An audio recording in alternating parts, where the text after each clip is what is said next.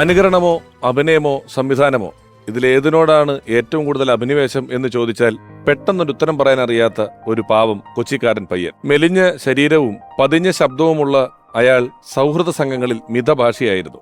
നാട്ടുകാർ ആദ്യമൊക്കെ അയാളെ ശ്രദ്ധിക്കാൻ തുടങ്ങിയത് അനുകരണ കളരികളിലും ചിരി അരങ്ങിലുമായിരുന്നു. അങ്ങനെ സർഗാത്മകമായ അവന്റെ സൗഹൃദങ്ങളിൽ നിന്ന് അവനേക്കാൾ പൊക്കവും മുഴങ്ങുന്ന ശബ്ദവുമുള്ള മറ്റൊരു മിടുക്കനെ തന്റെ ഇരട്ട സഹോദരനെ പോലെ കാലം അവന് സമ്മാനിച്ചു. അവരൊന്നിച്ച് അത്ര കാലം അവർ കയ്യടി നേടിയ മിമിക്രി എന്ന ഒറ്റയാൾ കലാരൂപത്തെ ഒന്നിലേറെ പേർ ചേർന്ന് നിരന്നു നിൽക്കുന്ന മിമിക്സ് പരേഡിലേക്ക് ജ്ഞാനസ്നാനം ചെയ്യിപ്പിച്ചു. ഒരു പുതിയ കലാരൂപത്തിന്റെ തലതൊട്ടപ്പന്മാരായി അവർ മാറി. ഫാസിൽ സ്കൂളിലെ ചലച്ചിത്ര വിദ്യാഭ്യാസത്തിന് ശേഷം മലയാള സിനിമയിലെ ബോക്സ് ഓഫീസ് റെക്കോർഡുകൾ ഓരോന്നോരോന്നായി അവർ തകർത്തെറിഞ്ഞു. പുതിയ അധ്യായങ്ങൾ എഴുതി ചേർത്തു.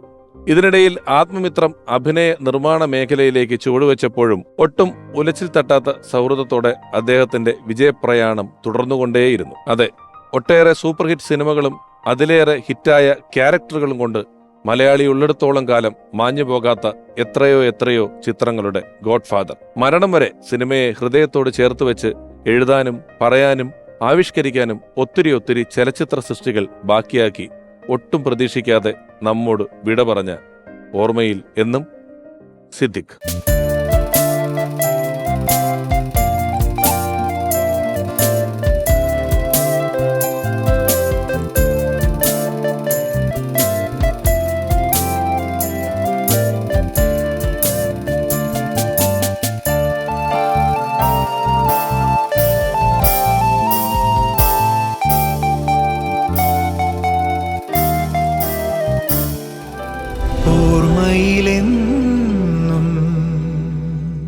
സിനിമാ സൗഹൃദ സംഘങ്ങളിൽ, സിനിമയുടെ കൂട്ടായ്മയിൽ ഈ അടുത്ത കാലം വരെ സിദ്ദിഖ് വരുന്നു എന്ന് പറഞ്ഞാൽ കേട്ട് നിൽക്കുന്നവൻ ചോദിക്കും, നടൻ സിദ്ദിഖോ സംവിധായകൻ സിദ്ദിഖോ?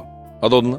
ലാലേട്ടൻ വരുന്നു എന്ന് ആരെങ്കിലും പറഞ്ഞാൽ പെട്ടെന്ന് ചോദിക്കും, ഏത് മോഹൻലാലോ അതോ സിദ്ദിഖ് ലാലിലെ ലാലോ? അങ്ങനെ സിദ്ദിഖ് എന്ന പേരിനോടൊപ്പം ഏറ്റവും കൂടുതൽ നമ്മൾ പറഞ്ഞ മറ്റൊരു പേരുകാരൻ. ഈ വേദിയിലേക്ക് അദ്ദേഹത്തെ സ്വാഗതം ചെയ്യുമ്പോൾ അദ്ദേഹം ചെയ്ത സിനിമകളുടെ എണ്ണമോ നിർമ്മിച്ച സിനിമകളുടെ എണ്ണമോ അദ്ദേഹം സിനിമയിലൂടെ തന്റെ കിരീടത്തിലേക്ക് വെച്ചു ചേർത്ത പൊൻതൂവലുകളുടെ എണ്ണമോ ഒന്നും ഞാൻ പറയുന്നില്ല. സിദ്ദിഖ് എന്ന ഈ അതുല്യ സംവിധായകനോടൊപ്പം ഏറ്റവും കൂടുതൽ ഹിറ്റ് ചിത്രങ്ങൾ ചെയ്ത, അല്ലെങ്കിൽ ആ പേരിനോടൊപ്പം സ്വന്തം പേരെഴുതി ചേർത്ത മറ്റൊരാൾ, അദ്ദേഹമല്ലാതെ ആരാണ് ഈ എപ്പിസോഡിൽ ആദ്യമായി വരേണ്ടത്? സ്നേഹപൂർവ്വം ബഹുമാനപൂർവ്വം ഓർമ്മയിൽ നിന്നും സിദ്ദിഖ് എന്ന ഈ ലക്കത്തിലേക്ക് സ്വാഗതം ചെയ്യുന്നു പ്രിയപ്പെട്ട ലാൽ സർ.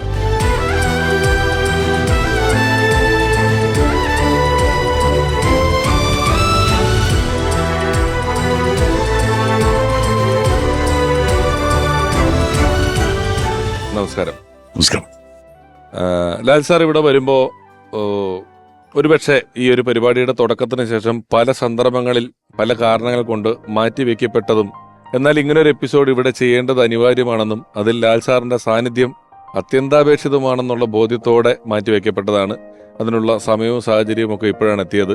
അദ്ദേഹവും ഇന്ന് പറയുകയുണ്ടായി, സിദ്ദിഖ് സാറിന്റെ വിയോഗത്തിന് ശേഷം പല അനുശോചന ചടങ്ങുകളിലേക്കൊക്കെ അദ്ദേഹത്തിനെ വിളിച്ചിട്ടുള്ളപ്പോഴൊന്നും അതിലൊന്നും പങ്കെടുക്കാനുള്ള മനസ്സ് അദ്ദേഹത്തിന് ഉണ്ടായില്ല. മനസ്സുണ്ടായില്ലെന്ന് പറഞ്ഞാൽ അതിൽ പങ്കെടുക്കുന്നത് അദ്ദേഹത്തിന് ഇഷ്ടമല്ലായിരുന്നു. ഞങ്ങളുടെ പ്രത്യേക താല്പര്യവും ക്ഷണവും അഭ്യർത്ഥനയും മാനിച്ചാണ് വന്നതിൽ വളരെ നന്ദി ഒരിക്കൽ കൂടി ഈ അവസരത്തിൽ പറയുന്നു. ഞാനിപ്പോൾ ആമുഖത്തിൽ ഇങ്ങനെ യാദൃശ്യമായിട്ട് പറഞ്ഞു, നമ്മളിപ്പോഴും സിദ്ദിഖ് എന്ന് പറയുമ്പം നടനോ ഡയറക്ടറോ എന്ന് ചോദിക്കും.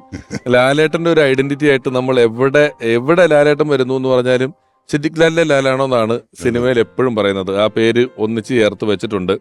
ഒരുപക്ഷെ ഇരട്ട സംവിധായകർ, എനിക്ക് ഒന്ന് രണ്ട് പേരൊക്കെ ആ സമയങ്ങളിൽ ഉണ്ടായിരുന്നെങ്കിൽ എനിക്ക് തോന്നുന്നു ഇത്ര ജനകീയരായൊരു ഇരട്ട സംവിധായകർ മലയാളത്തിൽ ആദ്യത്തേത് നിങ്ങളായിരുന്നു എന്ന് ശ്രദ്ധിച്ചിട്ടോ നോക്കിയിട്ടുണ്ടോ എപ്പോഴെങ്കിലും? അതിനുശേഷമാണ് എനിക്ക് തോന്നുന്നു അനിൽ ബാബുമാര്, അശോകൻ താഹയൊക്കെ വന്നിട്ടുണ്ടെങ്കിലും ആദ്യത്തെ ഇരട്ട സംവിധായകർ, അതൊരു റെക്കോർഡാണ്. മലയാളത്തിലെ ഒരു ആദ്യത്തെ ഇരട്ട സംവിധായക ജോഡി ഇത്രയും പോപ്പുലർ ആയത്. പലപ്പോഴും സൗകര്യപൂർവ്വം നമ്മൾ പറയേണ്ട സ്ഥലങ്ങളിൽ ഒരു നർമ്മമുള്ള സിനിമയായതുകൊണ്ട് തഴയപ്പെടുന്ന പോലെ തോന്നുന്നൊരു സിനിമ ഗോഡ് ഫാദർ. ഏറ്റവും കൂടുതൽ ഹിറ്റായിട്ടുള്ള ഒരുപാട് സിനിമകൾ നിരനിരയായി ഹിറ്റാക്കിയിട്ടുള്ള ഒരു കൂട്ടുകെട്ടാണ് ഇവരുടേത്. മിമിക്രി എന്നാണല്ലോ, സ്റ്റേജുകളിൽ വെച്ചല്ലേ സൗഹൃദം ഉണ്ടാകുന്നത്? അല്ല, അതിനു മുമ്പ് തന്നെ പരിചയമുണ്ട്. ഞങ്ങൾ രണ്ടുപേരും പുല്ലേപ്പിടിക്കാരാണ്. എറണാകുളത്ത് പുല്ലേപ്പിടി എന്ന് പറയുന്ന സ്ഥലത്തുള്ളവരാണ്. ഞങ്ങൾ ആദ്യം പരിചയപ്പെടുത്തുന്നതെന്ന് പറഞ്ഞാൽ ഫുട്ബോൾ ടൂർണമെന്റ് മാച്ചുകളിലൂടെ ആയിരുന്നു. ഞങ്ങൾ ശരിക്കും രണ്ട് ഗ്രൂപ്പുകളായിരുന്നു. പുല്ലേപ്പിടി തന്നെയുള്ള രണ്ട് ഗ്രൂപ്പുകളായിരുന്നു. സിദ്ദിഖ് മുസ്ലിം ഗ്രൂപ്പും ക്രിസ്ത്യാനി ഗ്രൂപ്പും. ഓ, രണ്ട് ഗ്രൂപ്പിന്റെ ലീഡേഴ്സ് ആയിരുന്നു ഞങ്ങള്. കാരണം ഈ തമാശ പറയാനുള്ള ഒരു കപ്പാസിറ്റി ഉള്ളതുകൊണ്ട് എല്ലാവരും നമ്മുടെ അടുത്തേക്ക് വരിക എന്ന് പറയുന്ന സംഭവമുണ്ട്. പക്ഷെ ഞങ്ങളൊരു ശത്രുപക്ഷത്തായിരുന്നു രണ്ടുപേരും. അപ്പോ എല്ലാ ആഴ്ചകളിലും മത്സരങ്ങൾ വെക്കും, ഫുട്ബോൾ മാച്ച് വെക്കും. സിദ്ദിഖ് കളിക്കാറില്ല, സിദ്ദിഖ് നോക്കി നിൽക്കുന്ന ഒരു കാണിയാണെന്നും 25 രൂപ എന്നൊക്കെ പറഞ്ഞിട്ടുള്ള ബെറ്റിനാണ്. അതായത് ജയിക്കുന്നതിന് 25 രൂപ, ജയിക്കുന്നതിന് 25 രൂപ കിട്ടും, അല്ലെങ്കിൽ 15 രൂപ എന്നൊക്കെ പറയുന്നു.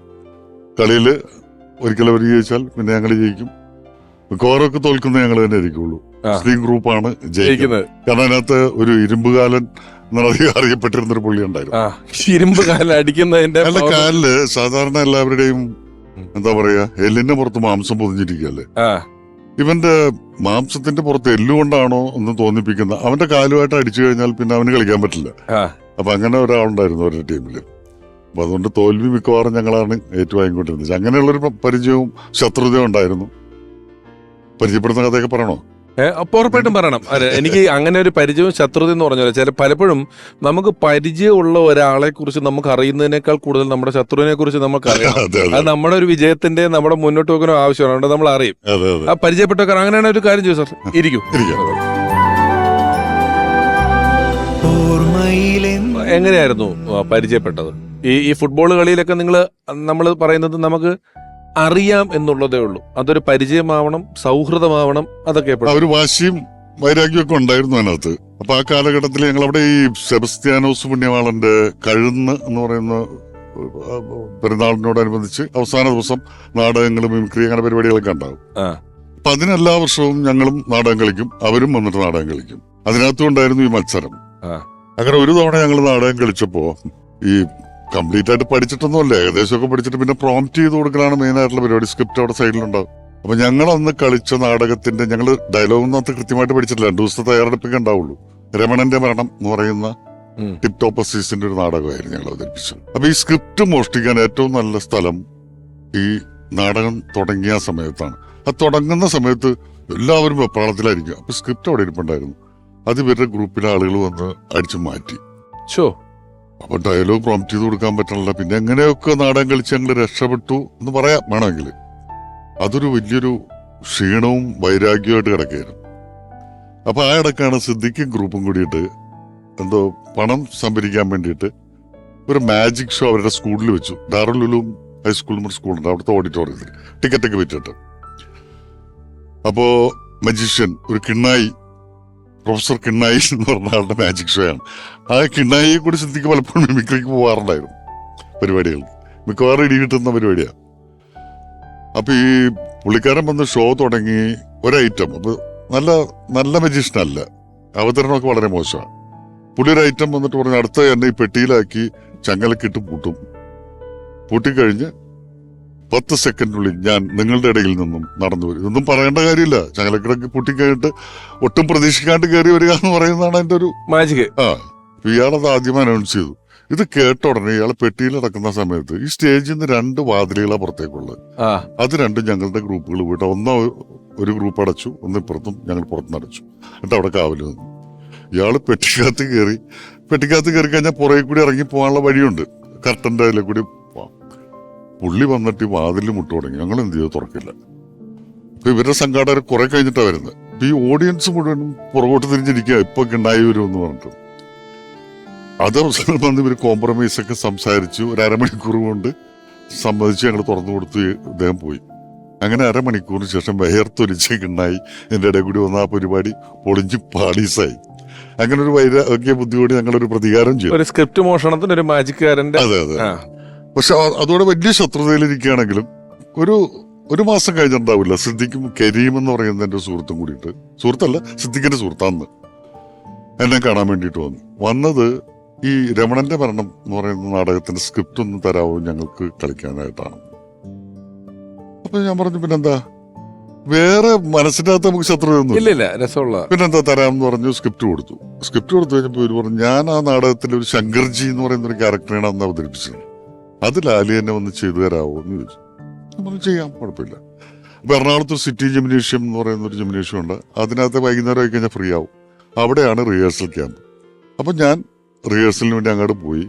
എന്റെ കൂട്ടത്തില് ഈ ക്രിസ്ത്യാനി ഗ്രൂപ്പ് മൊത്തത്തിൽ അവിടെ വന്നു. അത് ഒരു സൗഹാർദ്ദത്തിലേക്ക്, ഒരു മതസൗഹാർദ്ദത്തിലേക്ക് മാറി. പിന്നെ അവിടെ ഒരു മുസ്ലിം ക്രിസ്ത്യൻ ഗ്രൂപ്പ് ഉണ്ടായിട്ടില്ല. അതാണ് ഞങ്ങളുടെ ആദ്യം നിങ്ങൾ ആ ഒരു സ്ക്രിപ്റ്റിലാണ് ഇത് കാണുന്നത്. അതെ. ഞാൻ അവിടെ നിന്ന് നമ്മൾ തുടങ്ങി ഇനിയും കുറെ പറയാനുണ്ടെങ്കിലും പെട്ടെന്നൊന്ന് സിനിമയിലോട്ട് സ്കിപ്പ് ചെയ്ത് കയറിയാല് നമ്മൾ വളരെ ഹ്രസ്വമായ സമയം സംസാരിച്ചതിനിടയിൽ ഒരു ഇരുമ്പ് കാലനും കിണ്ണായും വന്നു. അതെ. ഈ നിങ്ങളുടെ സിനിമകളിലെ കഥാപാത്രങ്ങളുടെ പേര് ജോൺ ഹോനായി, റാംജി റാവു, അഞ്ഞൂറാൻ, മായൻകുട്ടി, ആനപ്പാറ അച്ചാമ്മ, ഖന്നാസ് കടലാസ്, വേണ്ട ഗർവാസി സാശാൻ, സന്ധ്യാവ്, ഹൃദയഭാനു എന്നൊക്കെ പറഞ്ഞ് ഇങ്ങനെ കിടക്കുന്ന ഇത്ര പേരുകള്. ഈ പേര് എവിടുന്നാ നിങ്ങൾക്ക് കിട്ടുന്നത്? ഇത് ഹൃദയഭാനു എന്നും ഗർവാസി സാശാൻ, ഇരുമ്പ് ജോൺ വിയറ്റ്നാംകൊള്ളിയിലുണ്ടോ? മായൻകുട്ടി ഞാനാണ് ആ പേര് പറഞ്ഞത്. പക്ഷെ സിദ്ദിഖിന്റെ ഫ്രണ്ടാണ്, മഹാരാജ് കോളേജിൽ പഠിച്ചിരുന്ന സിദ്ദിഖിന്റെ ഒരു ഫ്രണ്ടാണ് മായൻകുട്ടി. എനിക്ക് അന്ന് ഒരു പേര് അവർക്കപ്പോൾ പ്രത്യേകത ഒന്നുമില്ല, കുറെ നാളായിട്ട് വിളിച്ചോണ്ടിരിക്കുന്ന. ഞാൻ ഒരു ദിവസം കേട്ടപ്പോൾ എനിക്ക് ഭയങ്കര പ്രത്യേകതകളുടെ പേരായിട്ട് തോന്നി, മായൻകുട്ടി എന്ന് പറഞ്ഞു. അന്ന് വരെ ഞാൻ കേട്ടിട്ടുണ്ടായിരുന്നില്ല. അങ്ങനെയാണ് മായൻകുട്ടി വരുന്നത്. അഞ്ഞൂറാനും ഇതുപോലെ തന്നെ എന്തോ ശബ്ദധാരാവലിന്നോ മറ്റോ സിദ്ദിഖ് കണ്ടെടുത്തൊരു പേരാണ്. ഈ എന്നാലും ഞാനിപ്പോ പറഞ്ഞ എന്താ സ്രാങ്ക് ഉണ്ട്. അതെ. ഒരു പടത്തില് ഈ ഉറുമീസ് തമ്പാൻ ഒരു പേരുകളുടെ ശേഖരം നമ്മളൊന്ന് പെട്ടെന്ന് കണ്ടു മറക്കുന്ന അല്ലാണ്ട് ഒന്നുകൂടെ ശ്രദ്ധിച്ചു നോക്കിയാൽ എല്ലാ സിനിമയിലും കയറി ഇറങ്ങിപ്പോയാൽ ഒരുപാട് കോട്ടുമൂസ, അതെ അതെ അതെ, കോട്ടുമുക്രി എന്നൊക്കെ പറയുന്ന പേരുകള് ഇരിക്കുകയാണ്. അതിനുവേണ്ടി നിങ്ങൾ എഴുതാനിരിക്കുമ്പോൾ ഒരു ശ്രമം നടത്തുന്നുണ്ടോ? ബോധപൂർവമായ ശ്രമം നടത്തുന്നുണ്ടോ? നിങ്ങൾക്ക് അത് അങ്ങനത്തെ പേര് വരുള്ളോ? അതെങ്ങനെയൊക്കെയാണ് വരുന്നതെന്ന് അറിയില്ല. അതിനുവേണ്ടി ബോധപൂർവമായിട്ടുള്ള ശ്രമം അല്ല, എന്താണെങ്കിലും പ്രത്യേകതകൾ വേണം എന്ന് പറയുന്നത്. അതായത് ഒരു ക്യാരക്ടറിന് ചിലപ്പോൾ ഒരു പ്രാവശ്യം പറഞ്ഞു പോകുന്നേ ഉണ്ടാവുള്ളൂ, മായൻകുട്ടി എന്ന് പറഞ്ഞു പോകും. പക്ഷെ പിന്നീട് അയാളെ മായൻകുട്ടി എന്ന് വിളിക്കുമ്പോൾ നേരത്തെ പറഞ്ഞ അത് ഇയാളായിരുന്നു എന്ന് ഓർമ്മിക്കാനായിട്ട് എപ്പോഴും പ്രത്യേകതയുള്ള പേരുകളാണെങ്കിൽ അത് ഉപകരിക്കും. ഈ സിനിമയിലെ മറ്റ് കഥാപാത്രങ്ങൾ ആ പേര് ഉപയോഗിക്കുമ്പം പെട്ടെന്ന് ആ മുഖം ഓർമ്മ വരാനായിട്ട് പ്രത്യേകതകളുടെ പേരുണ്ടെങ്കിൽ അത് ഒരുപാട്.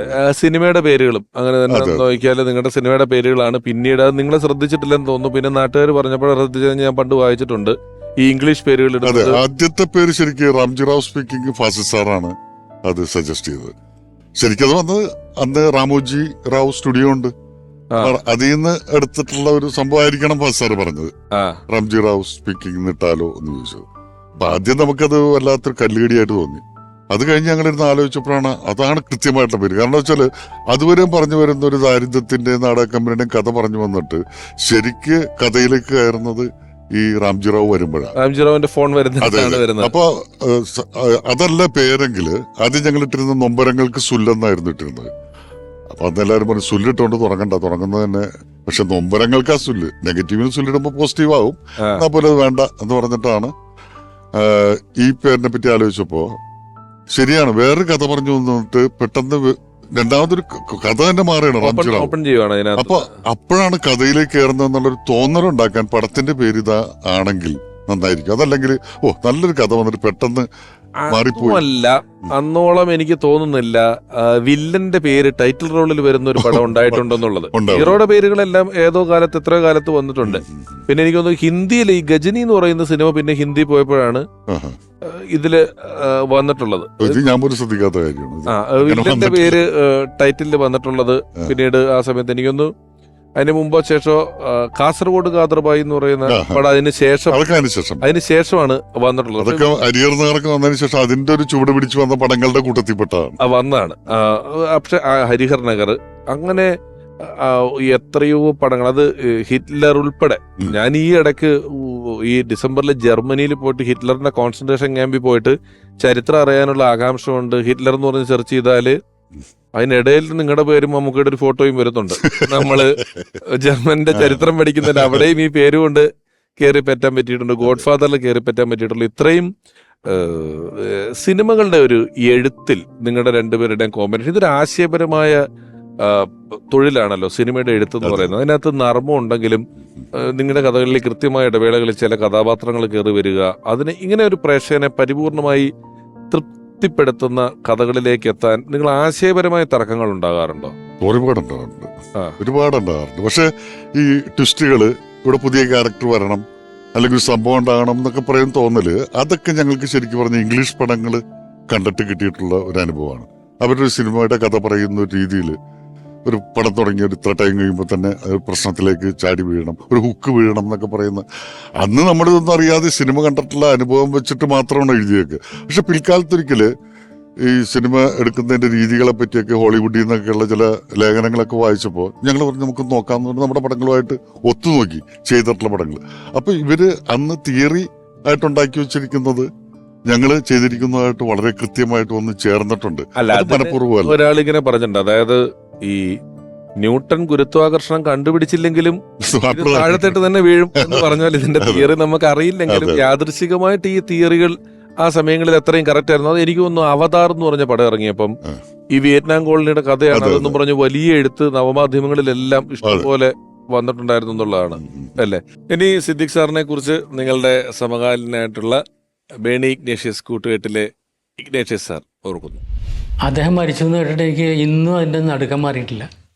കാരണം ഞങ്ങളൊരിക്കൽ ലൂർദ് ഹോസ്പിറ്റലിൽ ഒരു മദ്യവിരുദ്ധ കൂട്ടായ്മ ദിനത്തിൽ അത് ഉദ്ഘാടനം ചെയ്യാനായിട്ട് പറ്റിയ ഒരാളുണ്ടോ, സിനിമയിലുണ്ടോ എന്ന് ചോദിച്ചപ്പോൾ ഞാൻ ഒരിക്കൽ സിദ്ദിഖിനെ വിളിച്ച് ചോദിച്ചപ്പോൾ ഞാനെന്താണ്, നമ്മൾ രണ്ടു കൂട്ടരും മദ്യപിക്കാത്ത ആൾക്കാരല്ലേ, നമുക്ക് പോവാം എന്ന് പറഞ്ഞിട്ട് പറഞ്ഞ് ഞാൻ അങ്ങോട്ട് വന്നോളാം, ഇഗ്നേഷ്യസിൻ്റെ വീട്ടിൽ വന്ന് ഞാൻ നമുക്കൊന്ന് 2 വണ്ടിയും കൊണ്ടൊന്നും പോകണ്ട എന്ന് പറഞ്ഞ് എന്നെ വന്ന് കൂട്ടിക്കൊണ്ടുപോയി. അവിടെ ചെന്നിട്ട് പുള്ളി ഉദ്ഘാടന പ്രസംഗം നടത്തിയപ്പോൾ ആദ്യം പറഞ്ഞത് ഞാൻ ഭയങ്കര ലഹരി ഉപയോഗിക്കുന്ന ആളാണ് എന്ന് പറഞ്ഞു. ഞാൻ ഞെട്ടിപ്പോയി.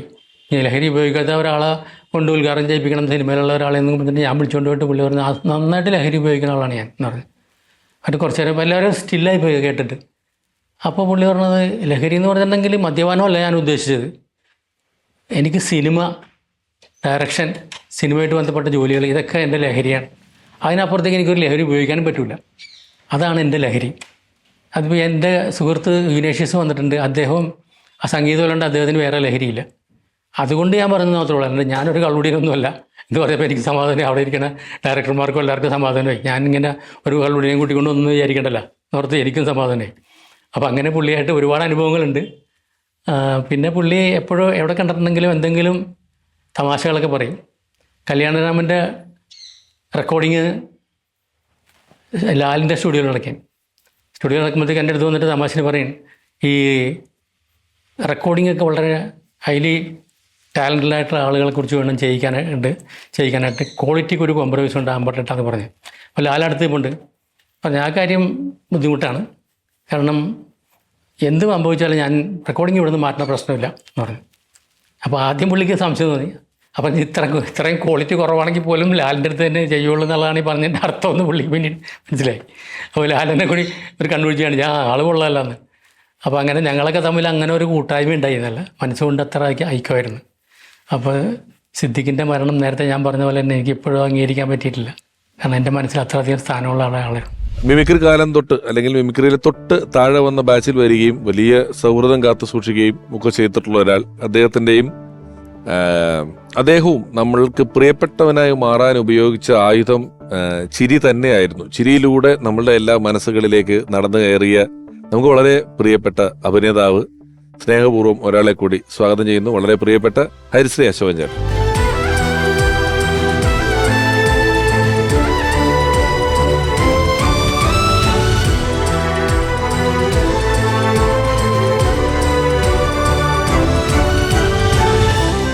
അശോകൻ ചേട്ടാ, ഒരിക്കൽ കൂടി സ്വാഗതം. എങ്ങനെ പേര് പറഞ്ഞു പോയ കൂട്ടത്തിൽ ഇതിന് തൊട്ടു മുമ്പ് സംസാരിക്കുമ്പം പ്രത്യേക പേരുകൾ പറഞ്ഞു പോയതിൽ സന്ധ്യാവിനെ കുറിച്ച് ഒരു വരി പറഞ്ഞു പോയിരുന്നു. ഈ സന്ധ്യാവേ, ഈ ജനാർദ്ദൻ ചേട്ടൻ സന്ധ്യാവേ എന്ന് വിളിക്കുമ്പം ഒരാവശ്യമില്ലാണ്ട് ഇന്ധനം ചേട്ടൻ ഞാൻ കണ്ടിട്ടുണ്ട് നല്ലതാന്ന് പറയുന്നതുകൊണ്ട് ഒരു കാര്യമില്ല അത് ഏറ്റുപിടിക്കേണ്ടത്. പുള്ളി പ്രൊമോട്ട് ചെയ്യുക ഈ വന്ന ആളെ.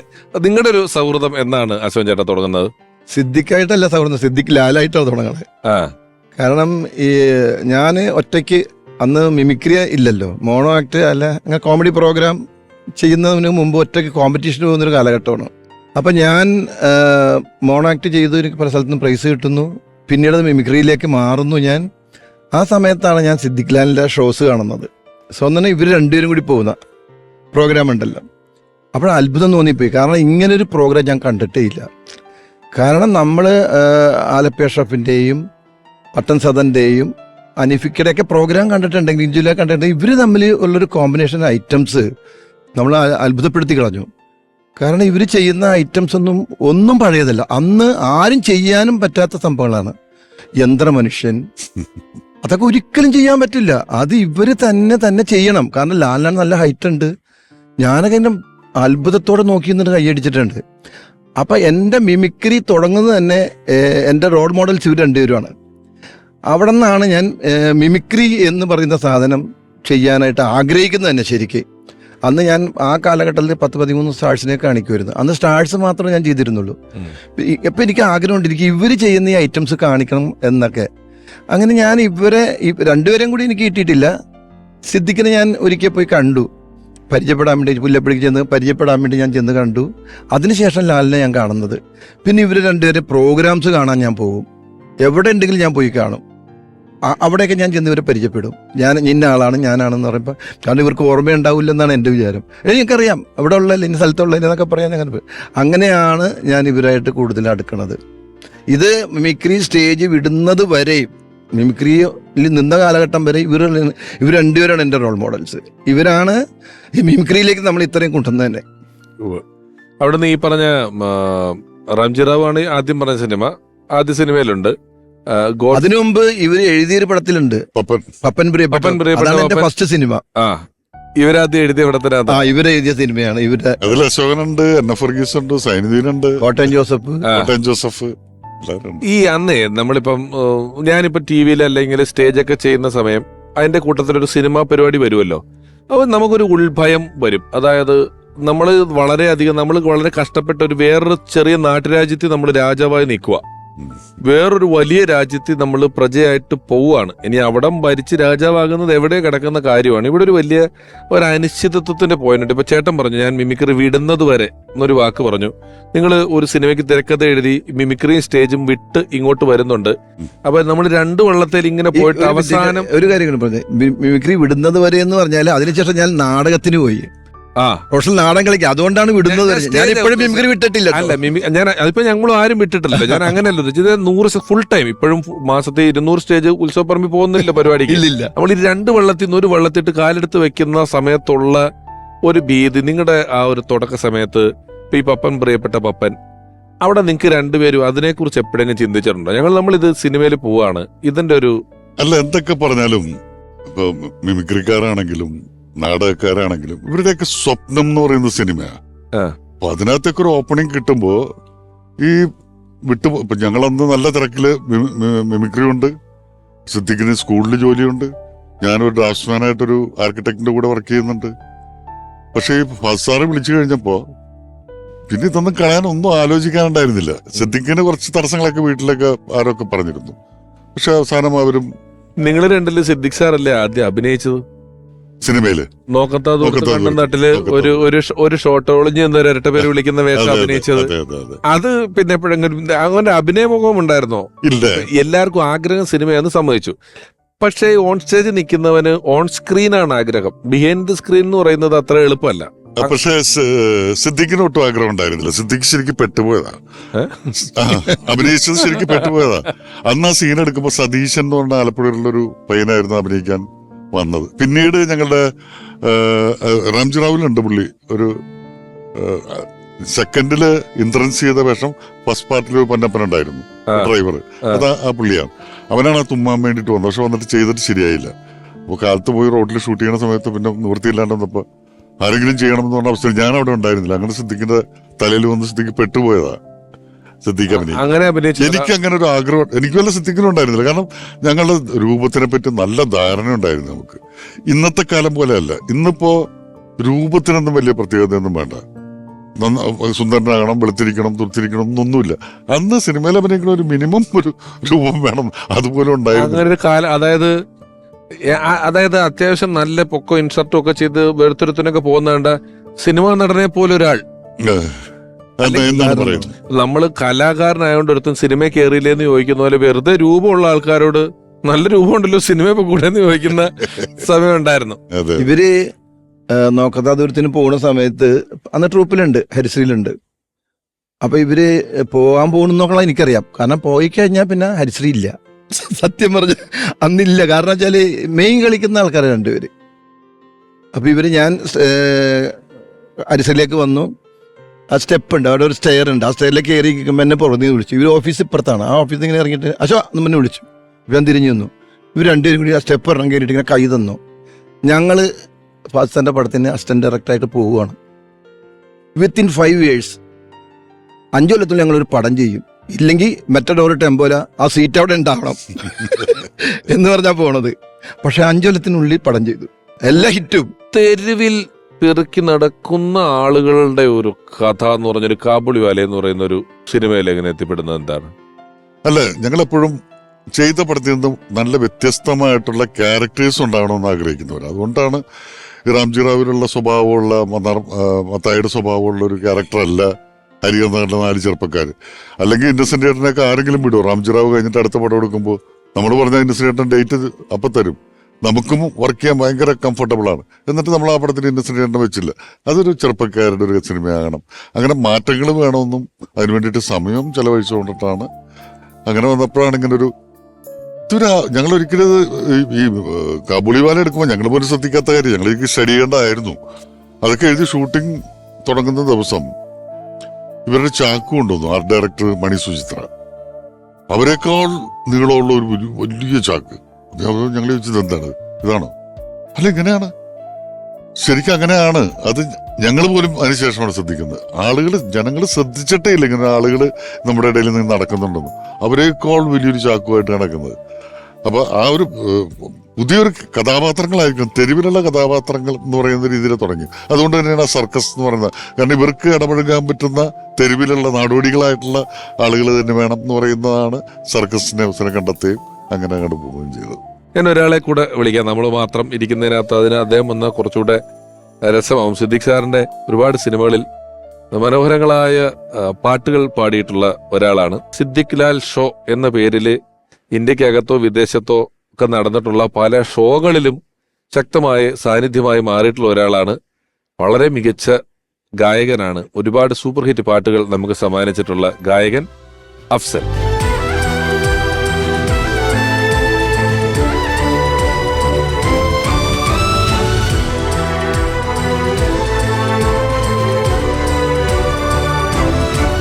അഫ്സൽക്ക, ഒരിക്കൽ കൂടി സ്വാഗതം. സന്തോഷം. സിദ്ദിഖ് സാറിന്റെ കൂടെ സ്റ്റേജ് ഷോസ് പോയിട്ടുണ്ട്, ഇഷ്ടംപോലെ പടങ്ങളിൽ പാടിയിട്ടുണ്ട്.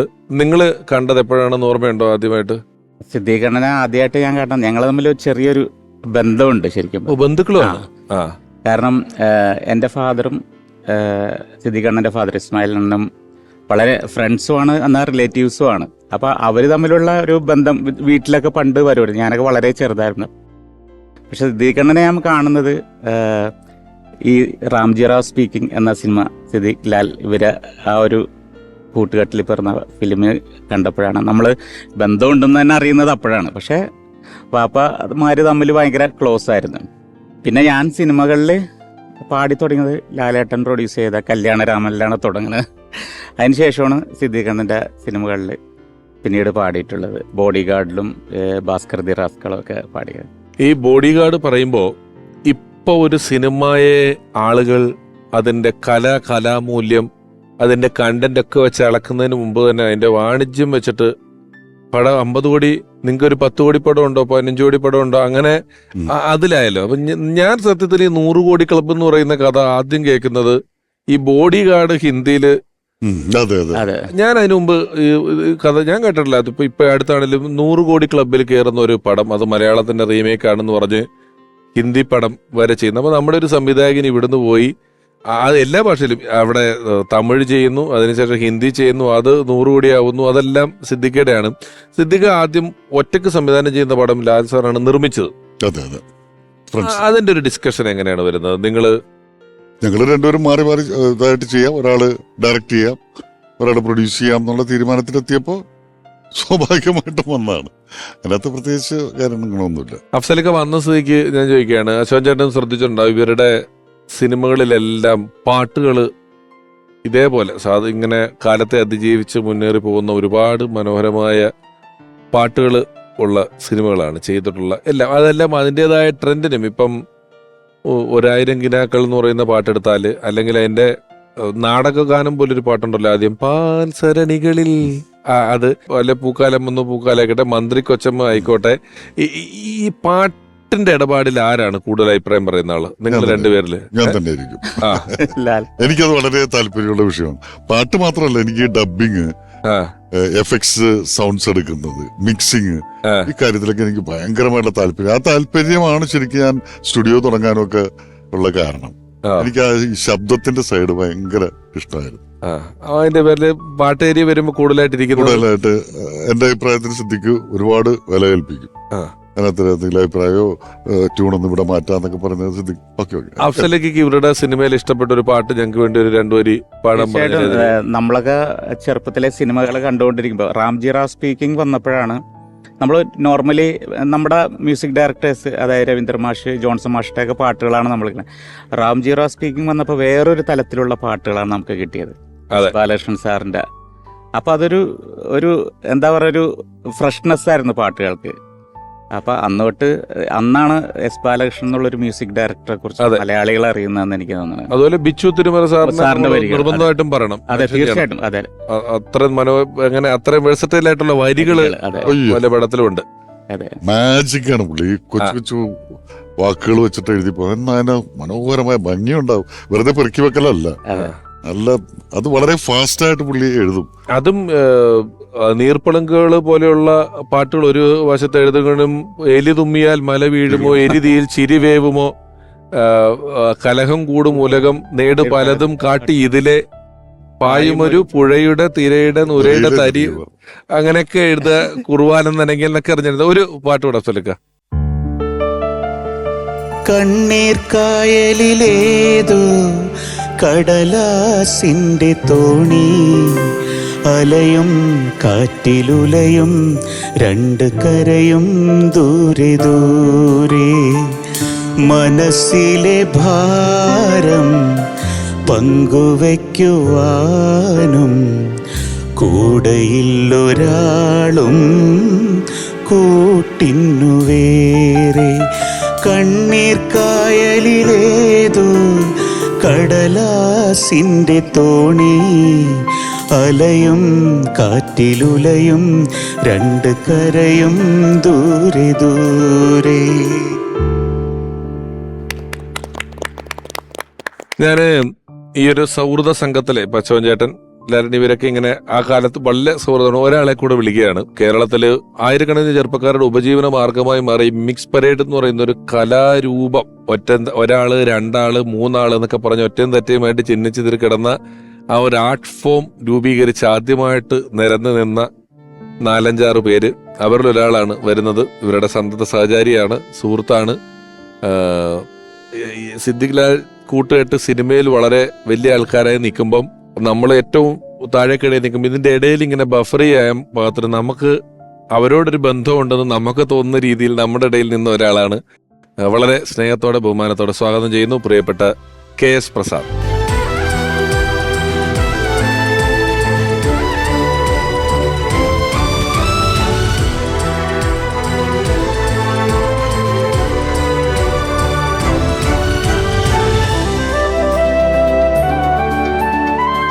പ്രസാദ്, ഒരിക്കൽ കൂടി സ്വാഗതം. Thank you.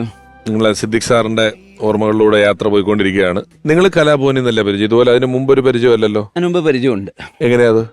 ലാലായിട്ട് വളരെ പണ്ടേ പരിചയമുണ്ടല്ലോ. ഞങ്ങൾ ഒരുമിച്ച് പഠിച്ചത്. ഞങ്ങൾ 6ാം ക്ലാസ് മുതൽ ഒരുമിച്ചാണ് പഠിച്ചത്. ആ. അത് മാത്രമല്ല, ഞാൻ ഈ മറ്റ് മത്സരങ്ങൾ വിട്ട് ആദ്യമായിട്ട് ഒരു സ്റ്റേജ് പുറത്ത് ചെയ്യുന്നത് ലാലിന്റെ വീടിനടുത്തുള്ള കഴുന്ന്, നേരത്തെ പറഞ്ഞ പോലത്തെ ആ കഴുന്ന് പരിപാടി. അതാണ് ഫസ്റ്റ് സ്റ്റേജ് 75-ല്. അപ്പൊ ഇവര് തമ്മിൽ പരിചയപ്പെട്ടിട്ടില്ല. ഇവര് തമ്മിൽ വലിയ അടുപ്പമില്ലാന്ന് എനിക്ക് തോന്നുന്നു. ഒരു 79 80 എന്നെ പഠിപ്പിച്ച എന്റെ മാസ്റ്റർ, മഹാരാജ് കോളേജിലെ അധ്യാപകൻ, ഒരു പ്രോഗ്രാമിന് ചേരാനില്ല ഒരു എന്നെ വിളിച്ചോണ്ട് പോയി. അപ്പോൾ പറഞ്ഞു വേറെ 2 മിമിക്രിക്കാരും കൂടെ വന്നിട്ടുണ്ട് കേട്ടോ. ഞാൻ പറഞ്ഞു ആയിക്കോട്ടെ എന്ന് പറഞ്ഞു. അപ്പൊ ലാലെന്ന് പറഞ്ഞപ്പോൾ എനിക്ക് പിടികിട്ടിയില്ല. കാരണം ലാലിന്റെ പേര് അതല്ലല്ലോ, ശരിയായിട്ടുള്ള പേര് പോൾ മൈക്കിൾ എന്നാ. ചെന്നപ്പോ ഇവര് 2 പേരും. അപ്പൊ സിദ്ദിഖിനെ കുറിച്ച് ഞാൻ കേട്ടിട്ടുണ്ട്, ആരോ പറഞ്ഞിട്ടുണ്ട് ഇങ്ങനെ, അതല്ലാതെ നേരിട്ട് പരിചയമില്ല. അപ്പൊ ഇവർ 2 പേരും ചെന്ന് 2 പ്രോഗ്രാം. അപ്പൊ ഞാനിത് കണ്ടു. അപ്പൊ ഇവരുടെ ഇരുമ്പ് മനുഷ്യന് ഞാൻ പറഞ്ഞു ഞാൻ ശബ്ദം കൊടുക്കാം. ഇരുമ്പ് മനുഷ്യന് വീഴാൻ നേരത്ത് നമ്മൾ എന്നുള്ള സൗണ്ട് കൊടുത്തു. പശ്ചാത്തല സംഗീതം ഞാൻ അങ്ങനെ ചേരാനല്ലവരാണ് ഫസ്റ്റ് സ്റ്റേജ് ചെയ്യുന്നത്. അപ്പൊ ഇവരുടെ ഐറ്റംസിനൊക്കെ എൻ്റെ വക സൗണ്ട് എടുക്കുന്ന ആരും ഇല്ല എന്നവിടെ. അത് കഴിഞ്ഞിട്ട് കുറച്ച് ദിവസം കഴിഞ്ഞപ്പോഴാണ് കലാഭവനിൽ ഞങ്ങളിങ്ങനെ മിമിക്സ് പരേഡ് എന്ന് പറയുന്നത് തുടങ്ങുന്ന ഒരു തുടക്കം വരികയും ഇങ്ങനെ രണ്ടുപേര് വരുന്നുണ്ട്. അപ്പോൾ എൻ്റെ അടുത്ത് അഭിലാഷം പറഞ്ഞു പോളാശാൻ്റെ മോൻ വരുന്നുണ്ട്, അറിയുമോ ചോദിച്ചു. അപ്പോഴും എനിക്ക് വെടിയിട്ടില്ല. പോൾ മാസ്റ്ററിനെ എനിക്കറിയില്ല, എൻ്റെ ഫാദറിനെ. പിന്നെയാണ് ഇവരാണെന്ന് അറിയുന്നതും. ഞങ്ങളെ ഒരു സ്റ്റേഡിയത്തിൽ വന്ന് ഞങ്ങളിരുന്ന് ഐറ്റംസ് ഡിസ്കസ് ചെയ്യാറുണ്ട്. പ്രസാദിനെ ഞാൻ അവിടെ കൊണ്ടുപോയിട്ട് സ്റ്റേജ് ചെയ്യിക്കുന്നത് ഭയങ്കര അഭിമാനത്തോടെയാണ്. അത് കണ്ടോടാ, നമ്മൾ ചില സിനിമകൾ കാണിക്കാൻ കൊണ്ടുപോകും, നമ്മൾ കണ്ട പടങ്ങള് ഒരു സിനിമ കാണും, നമ്മുടെ സിനിമയാവും, നമ്മള് അതിന്റെ ഉത്തരവാദിത്വം നമ്മളെ എന്നിട്ട് അവൻ കണ്ടോണ്ടിരിക്കുമ്പോ ഇങ്ങനെ നോക്കും അവനെ. ചില ഹോട്ടലിൽ കൊണ്ട് ഭക്ഷണം എന്ന് പറയുന്ന അവസ്ഥയിലാണ് ഞാൻ ഈ പ്രസാദിന്റെ സ്കൂളിലെ പരിപാടിയൊക്കെ കണ്ടിട്ടുണ്ട്. ഞാൻ ഇവനെ വിളിച്ചുകൊണ്ട് ഇന്ന് പ്രസാദിന്റെ ഒരു പരിപാടി, എന്നിട്ട് ഞാൻ പ്രസാദിന്റെ ആളായിട്ട് ഞാൻ നിൽക്കുക. അങ്ങനെയാണ് ആദ്യമായിട്ട് സ്റ്റേജ് ചെയ്യുന്നത്. ഡിസംബറിൽ വിളിച്ചിട്ട് ലാലിനടുത്ത് പറഞ്ഞു, ലാലെ അടുത്ത വർഷം എന്ന് പറയുന്നത് എൻ്റെ 50ാമത്തെ വർഷമാണ്, അതായത് സ്റ്റേജ് പരിപാടിയില്ല പുറമെ. അതായത് ഈ 25 ഡിസംബർ ആകുമ്പോൾ, അതായത് ഇപ്പം 50ാം വർഷത്തിലേക്ക് കടന്നു. എന്നെ ആദ്യം സ്റ്റേജ് കയറ്റിയ ആളാരാന്ന് അറിയുമ്പോൾ ലാലിന് ഓർമ്മയില്ല. ഞാൻ ലാലാണ് എന്നെ പിടിച്ച് കയറ്റിയത്. നമ്മൾ ഒരു ക്ലാസ്സിലാണ് പഠിക്കുന്നത്. ഈ ഒരു ക്ലാസ്സിലാന്ന് പറഞ്ഞിട്ട് ഈ വയസ്സൊക്കെ പറയരുത്. കഥ 75 തുടങ്ങും, എന്നിട്ട് ഒരു ക്ലാസ്സിലാന്ന് പറയുകയും ചെയ്യും ഇവര്. അപ്പൊ അന്ന് അവിടെ നിന്ന് നിങ്ങൾ 5-6 പേര് തുടങ്ങുന്നു. ഇവര് സിനിമയിലേക്ക് പോയല്ലോ. ഇപ്പൊ അശോകൻ ചേട്ടൻ പറഞ്ഞു ഒരു സീറ്റ് ഒഴിവാക്കണേന്ന് പറഞ്ഞിട്ട് അശോകൻ ചേട്ടൻ ഹരിശ്രീന്ന് പോകുന്നു. അല്ലെ അശോകൻ ചേട്ടൻ ആ സിനിമയിലേക്ക് ഉണ്ട്. പ്രസാദ് ചേട്ടൻ ഏതെങ്കിലും പടത്തിൽ അഭിനയിച്ചു ഇവരുടെ? ഇല്ല. പ്രസാദ് ഈ സ്റ്റേജ് വിട്ടിട്ടുള്ള കളി അന്ന് ഏതെങ്കിലും പള്ളി പരിപാടി കാണും. അന്ന് സ്റ്റേജ് പ്രോഗ്രാമിലും പ്രസാദ് ഈ ശബ്ദങ്ങളിലാണ് മിടുക്കൻ. അഭിനയത്തിന്റെ കാര്യത്തില് ആള് തിരുവി വരുന്നില്ല. അങ്ങനെ ഞാൻ എല്ലായിടത്തും പറയാറുള്ള കാര്യമാണ്. പിന്നെ അല്ല, ഇനി ഒരു കാര്യം പറഞ്ഞ് അവസാനിപ്പിച്ചില്ല. ആ സ്റ്റേഡിയത്തിൽ ഇരുന്നാണ് ഞങ്ങൾ ഐറ്റംസ് പ്ലാൻ ചെയ്യുന്നത്. ഞാൻ ഒരു കഴിഞ്ഞ ആഴ്ച അതിലേക്ക് പോയപ്പോൾ ആ സ്റ്റേഡിയം പൊളിച്ചിട്ടിരിക്കുന്നു. ഞാൻ അവിടെ കുറച്ചേരം നിന്നു. കാരണം ആ സ്റ്റേഡിയം പൊളിഞ്ഞെന്ന് പറഞ്ഞപ്പോൾ എൻ്റെ മനസ്സിന് ആദ്യം ഓർമ്മ വന്നത് ലാലിനെയും സിദ്ദിഖിനെയും. നമ്മളവിടെ ആ സ്റ്റേഡിയത്തിന് ഓർമ്മ എന്ന് പറഞ്ഞാൽ നമ്മുടെ നൊസ്റ്റാൾജി അടിക്കുന്നത്, നമ്മൾ ഫുട്ബോൾ കളിക്കാൻ പോകാറില്ല, ക്രിക്കറ്റ് കളിക്കാൻ പോകാറില്ല. ഓർമ്മ എന്ന് പറഞ്ഞാൽ പഴയ ഐറ്റംസ് ഉണ്ടാക്കുന്നത് അവിടെ ഇരുന്നിട്ട്. അപ്പൊ അത് കണ്ടു ഞാൻ ലാലായിട്ട് ഇപ്പൊ പറഞ്ഞു, നമ്മുടെ ആ പഴയ സ്റ്റേഡിയം പൊളിച്ചിട്ടിരിക്കുന്നത് കേട്ടാന്ന് പറഞ്ഞു. നമ്മുടെ അംബേദ്കർ സ്റ്റേഡിയം ബസ് സ്റ്റാൻഡിന്റെ അടുത്തുള്ള.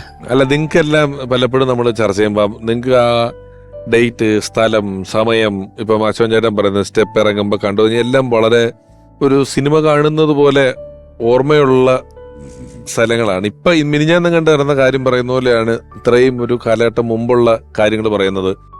ഈ കലാഭവനിലുള്ള സമയത്തും സ്ഥിരം അവിടെ പോയി കൂടാറുണ്ട്, സ്റ്റേഡിയത്തിൽ ഇരിക്കാറുണ്ട് പോയിട്ട്. അപ്പം ഞാനൊക്കെ കലാഭവനിൽ വന്നതിന് ശേഷം പിന്നെ ഞാൻ ഇവരുടെ ഗ്യാങ്ങിലേക്ക് പോയി ഇരുന്ന് കൂടി.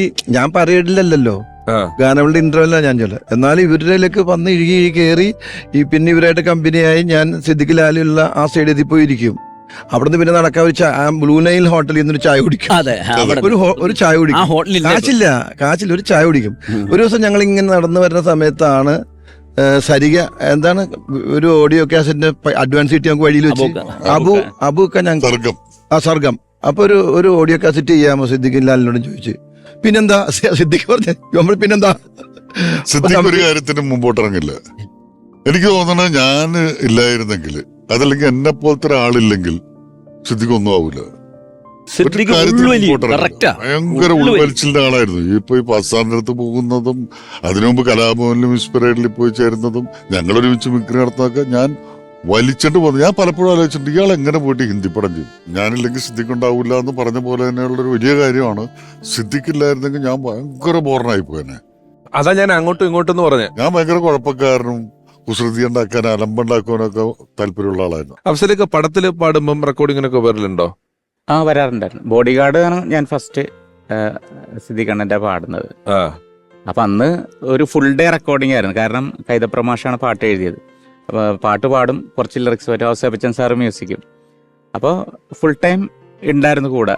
അപ്പോൾ കുറേ പാടിൻ്റെ സ്റ്റൈലൊക്കെ മൂപ്പര് ആ ഒരു ഐഡിയാസൊക്കെ കുറേയൊക്കെ പറഞ്ഞു തന്നിരുന്നു. പിന്നെ മ്യൂസിക് ഡയറക്ടേഴ്സ് അവരുടെ രീതിയിലുള്ള കാര്യങ്ങളും ഔസേപ്പച്ചൻ സാറും പറഞ്ഞിരുന്നു.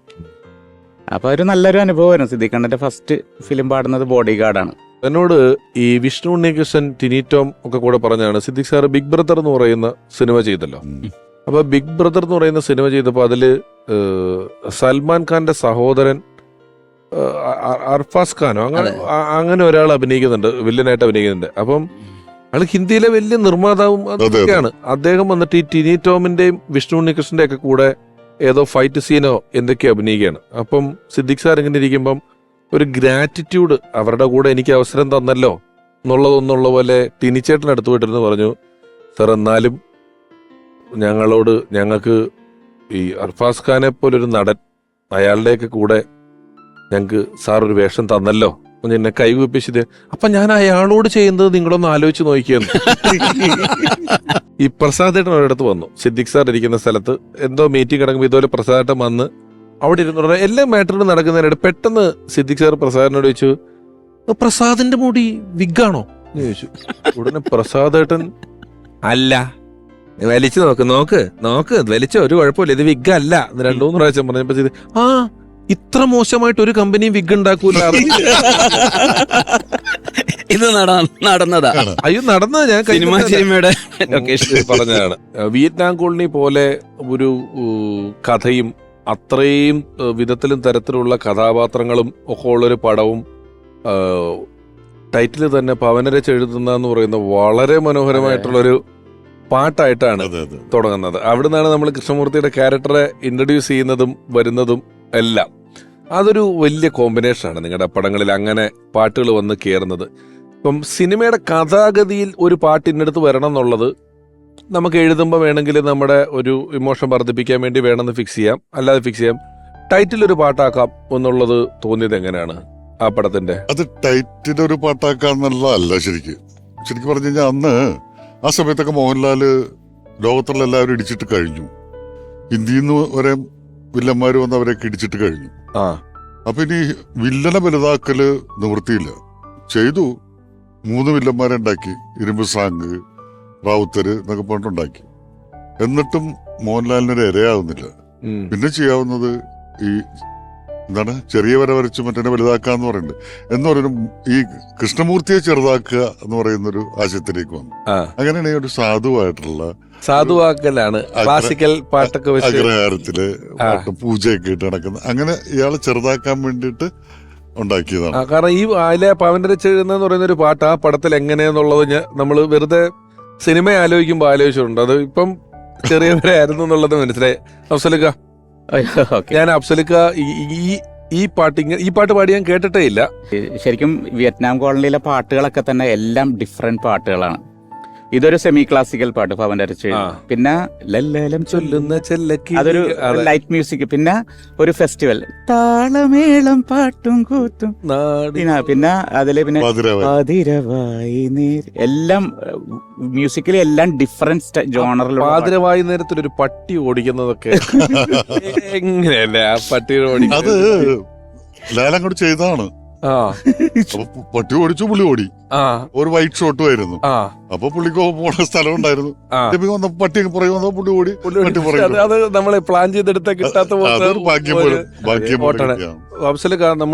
അഫ്സലിക്കയുടെ കൂടെ എത്രയോ സ്റ്റേജ് പരിപാടിക്ക് ആങ്കറായിട്ട് മിമിക്രിയൊക്കെ വന്നിട്ടുണ്ടെങ്കിലും അഫ്സലിക്കയുടെ ഒരു സെറ്റ് ഓഫ് പാട്ടുകൾ ഉണ്ട്. അല്ലാത്തതുകൊണ്ട് ഈ പവനരച്ച് ഞാൻ അഫ്സലിക്ക പാടി കേട്ടിട്ടില്ല.